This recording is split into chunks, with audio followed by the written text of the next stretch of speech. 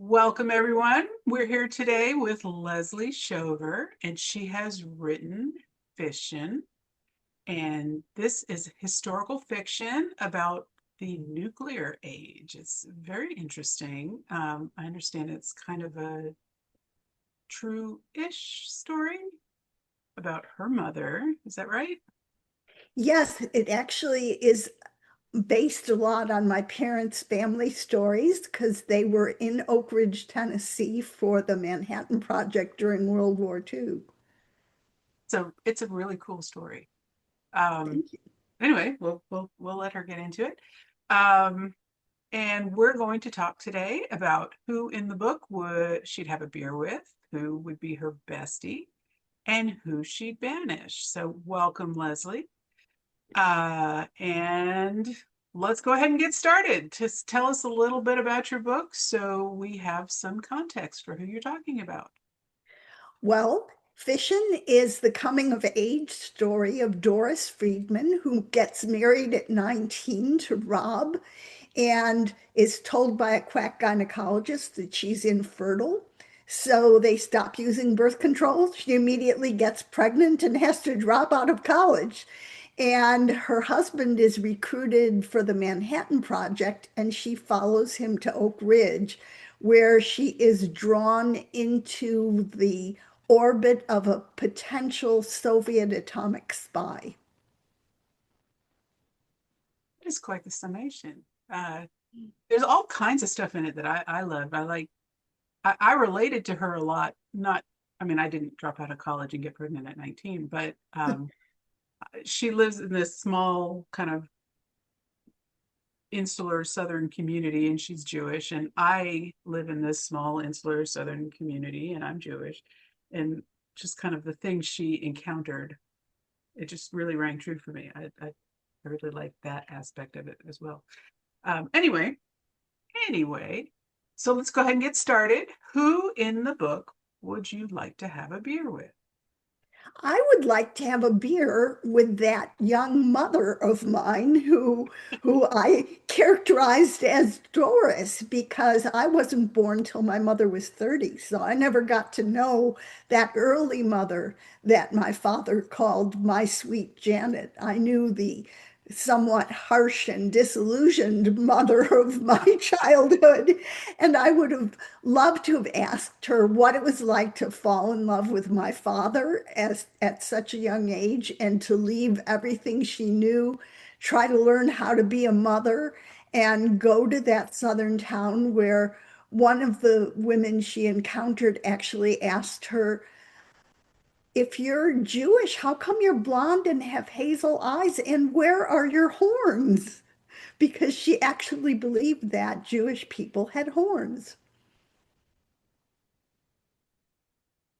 We're not talking about me today, but I could tell you stories. Anyway, I've lived in the South as well. And I'm a psychologist, so I've seen many patients from rural backgrounds and been questioned about, are you one of the Jewish people?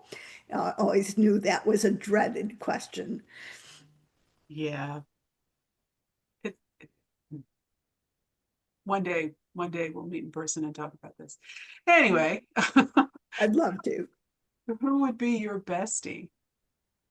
Well, the bestie in Fission is Betty, who is a Southern debutante.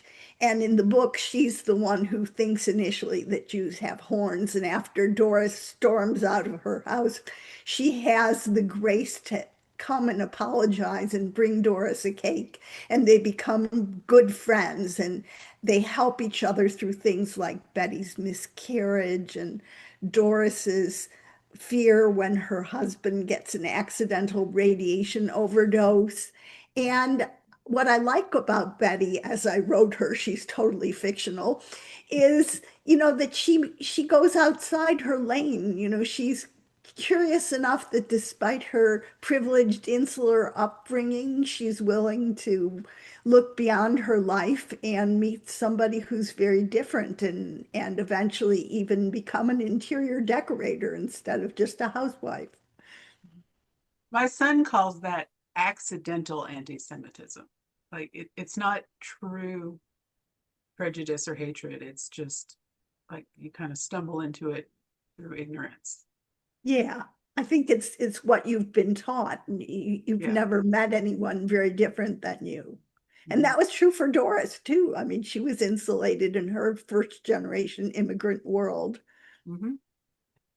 Yeah. And who would you banish?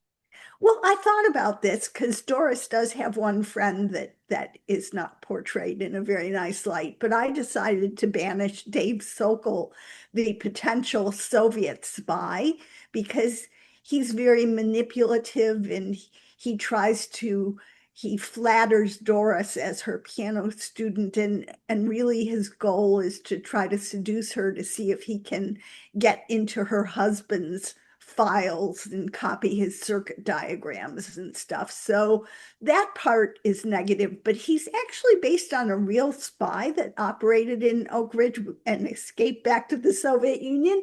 And the real spy, I think, had some, softening characteristics. It's very probable that Stalin threatened his family to get him to spy for the Soviets.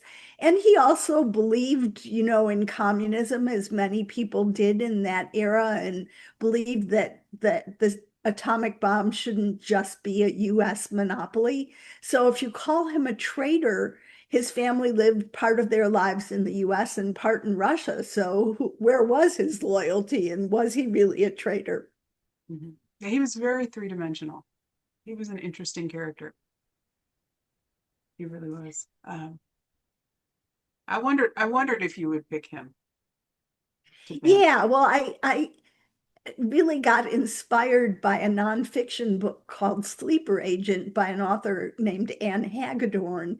And she did a deep dive of research into the real guy whose name was George Koval, who got a posthumous medal from Putin for giving the Soviets part of the secret of the plutonium bomb trigger, which was its deepest secret. Did your And mother know him? I will never know. He worked in the same building as my dad, the nuclear reactor. They were both electronics engineers and they both came from Jewish families.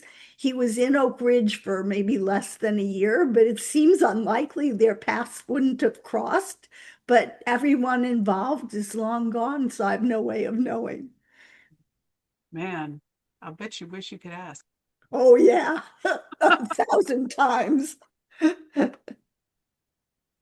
Yeah. What great stories. Did your parents talk about it a lot?